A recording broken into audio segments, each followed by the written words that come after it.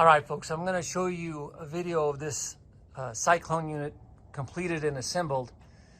Now, these are not the units you're buying. I'm just showing you what they look like when they are completely assembled. The units you're buying are the disassembled products that you see in all of the other photos. So I want to be clear on that. So, what you're getting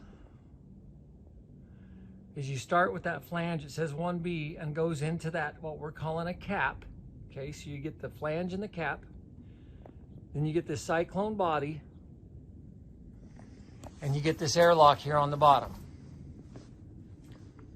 Okay? So that's what's included in this unit. We do not have legs. If you need legs for your own, guys, you're going to have to either build your own or buy your own. So we don't have the legs. And as I walk around here on the airlock, I want to show you on this side. If you guys can bear with me here. You see that flanged funnel or inlet right there, guys? Right, I apologize, this is a little difficult to film up like this, but that flange right there goes into the top of the Cyclone. You're getting that flanged unit with it as well. Okay, all the way down to and including a brand new airlock. So again, these units are assembled. The owner is going to keep these. The 3 extra units that include all of these materials are what we're selling. Again, we do not have the stands or the legs. Okay, so I hope that kind of helps you guys see.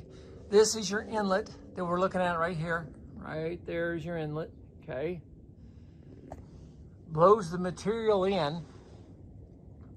The other outlet that you're seeing right there, and we're not including anything from the outlet. So all you get is the flange right there that's bolted. You don't get any of the ducting, but that's your outlet where the air would come out. The material, through gravity, swirls around inside there, guys, settles down on the airlock here at the bottom, and then as your airlock slowly rotates, it keeps the air from blowing out, but it lets the material drop out down onto whether you had a conveyor or an auger system, guys. Okay?